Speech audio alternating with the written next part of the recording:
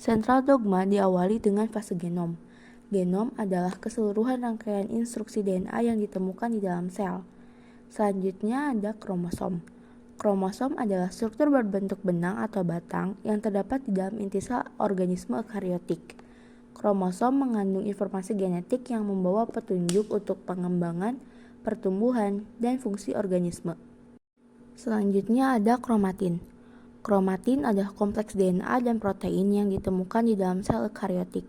Fungsi utamanya adalah mengemas molekul DNA yang panjang menjadi struktur yang lebih kompak dan padat. DNA adalah struktur kimia asam nukleat yang terdiri dari gugus gula deoksiribosa fosfat dan basa nitrogen. Yang terakhir ada gen. Gen adalah bagian dari DNA yang bertugas untuk mengkode suatu informasi genetik. Apa sih sentral dogma itu? Sentral dogma adalah sebuah proses yang menjelaskan perubahan genetik dari DNA menjadi protein melalui 3 tahap, yaitu replikasi DNA, transkripsi DNA menjadi RNA, dan translasi RNA menjadi protein. Apa itu DNA? DNA atau deoksiribonukleik acid merupakan asam nukleat yang mengatur dan menyimpan informasi di dalam tubuh. DNA sendiri berbentuk rantai double helix. Struktur DNA. DNA tersusun atas sekumpulan nukleotida, di mana nukleotida ini sendiri tersusun atas fosfat, 2-deoksiribosa, dan basa nitrogen, yaitu timin, sitosin, adenin, dan guanin. Transkripsi DNA. Transkripsi adalah proses penyalinan rangkaian DNA menjadi mRNA.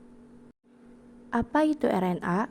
RNA atau ribonukleik acid tersusun atas nukleotida dan berbentuk single helix. RNA memiliki jenis yang berbeda sesuai dengan fungsinya. Jenis-jenis RNA. Yang pertama ada messenger RNA atau mRNA.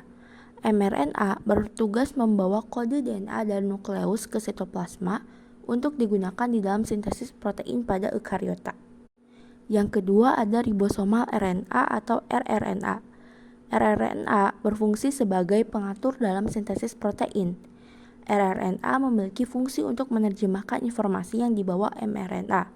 Selain itu, rRNA juga bergabung dengan asam amino, membentuk berbagai macam protein non-esensial. Yang terakhir ada transfer RNA atau tRNA. Fungsi utama dari tRNA adalah untuk mengikat kodon mRNA tertentu dan kemudian mentransfer asam amino dari mRNA ke rantai asam amino yang sedang berkembang yang sedang dibuat di dalam ribosom. Translasi RNA. Translasi adalah proses penerjemahan urutan nukleotida yang ada pada molekul mRNA menjadi rangkaian asam-asam amino yang menyusun suatu polipeptida atau protein. Pada translasi, hanya molekul mRNA yang ditranslasi, sedangkan rRNA dan tRNA tidak ditranslasi. Asam amino. Asam amino merupakan senyawa pembentuk protein yang terdiri atas asam amino esensial dan asam amino non-esensial. Struktur asam amino. Asam amino terdiri dari satu atom C yang mengikat 4 gugus. Yang pertama ada gugus amino, yang kedua atom hidrogen, yang ketiga gugus karboksil, dan yang terakhir adalah gugus sisa atau biasa disebut juga sebagai rantai samping yang berfungsi untuk membedakan satu asam amino dengan asam amino yang lain. Protein adalah makromolekul kompleks yang tersusun dari asam amino dan merupakan salah satu komponen penyusun dasar kehidupan. Protein memiliki peran penting dalam hampir semua proses biologis, dimulai dari membangun sel hingga mengkatalisasi reaksi kimia. Sekian video penjelasan mengenai sentral dogma dari saya. Mohon maaf apabila kesalahan. Wassalamualaikum warahmatullahi wabarakatuh.